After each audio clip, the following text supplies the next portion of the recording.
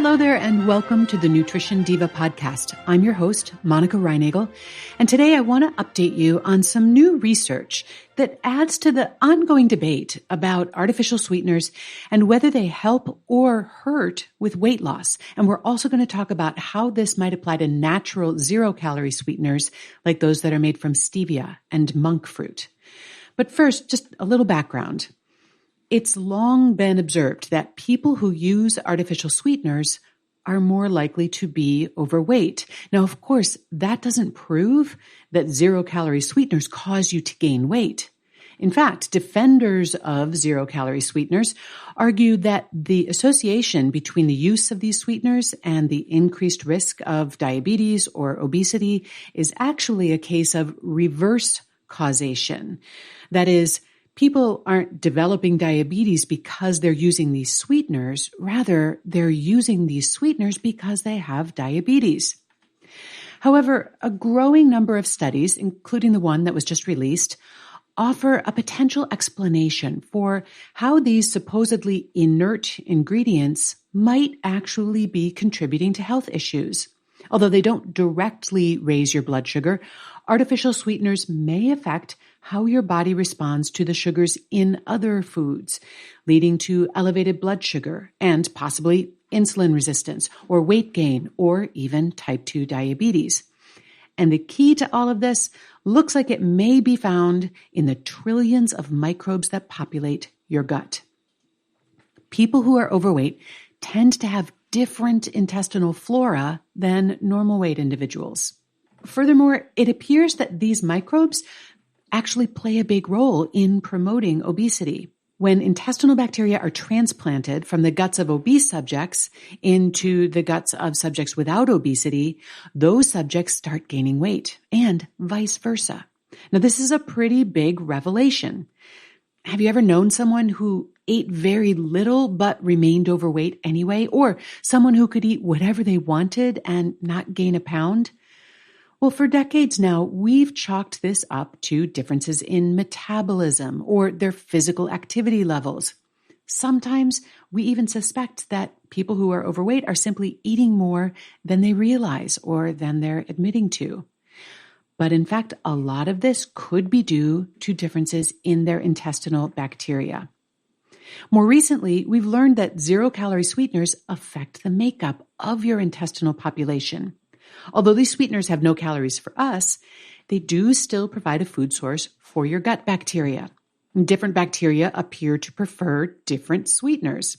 Lactobacillus and bifidobacteria, the beneficial bacteria found in yogurt and other probiotic foods, enjoy fructose, for example. A less helpful bacteria called Streptococcus mutans has an affinity for saccharin and aspartame, sold as equal. And that bacteria, Streptococcus mutans, has been associated with an impaired ability to process sugar, which is often the first step toward type 2 diabetes. So whichever strains of bacteria you feed are going to proliferate in your gut, often at the expense of others. So this month, researchers from the Weizmann Institute of Science in Israel released new research that adds yet more ammunition to this theory. This study involved 120 humans who did not typically consume zero-calorie sweeteners, and the subjects then added 6 packets a day of various zero-calorie sweeteners to their diets. And the researchers then monitored changes in their gut microbiome and to their glucose responses, and they were using a continuous glucose monitor to do that. So all of the sweeteners had an effect on the makeup of the gut microbiome, and each in a different way. But furthermore, both saccharin and sucralose, that's the one that's sold as Splenda, had negative effects on the subject's ability to regulate their blood sugar.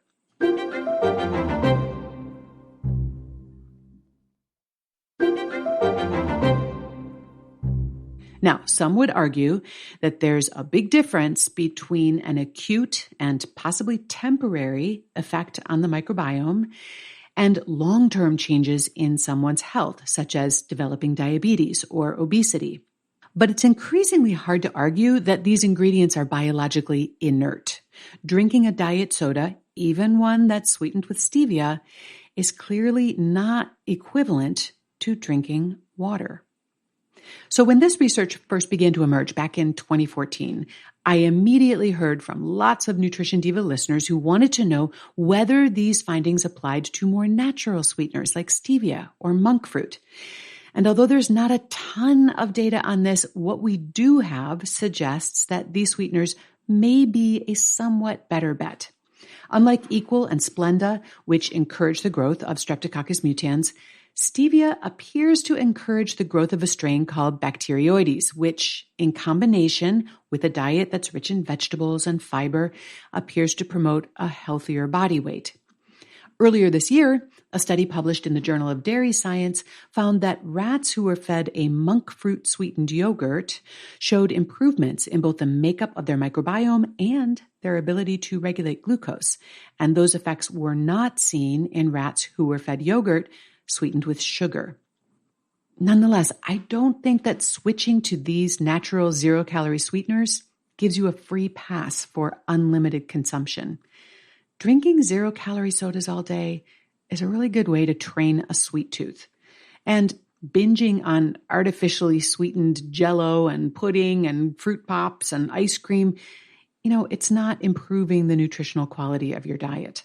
And the World Health Organization apparently agrees. Earlier this month, they issued a draft statement suggesting that we really shouldn't be promoting zero-calorie sweeteners, including stevia and monk fruit, as a means of achieving weight control or reducing the risk of non-communicable diseases. And by that, they generally mean type 2 diabetes. And they cite a lack of evidence that the benefits outweigh the potential risks. Now look, I am not trying to take all of the sweetness out of your life. And I'm not suggesting a zero tolerance policy here. I'm simply suggesting that zero-calorie sweeteners, including stevia and monk fruit, should be consumed with the same restraint as you would use with actual sugar. So one small regular soda or sweetened coffee or dessert is about all the added sugar an average person should probably eat in a day. If you wanted to substitute one diet soda or one artificially sweetened coffee or a dessert that was sweetened with monk fruit instead of sugar, that would probably be fine.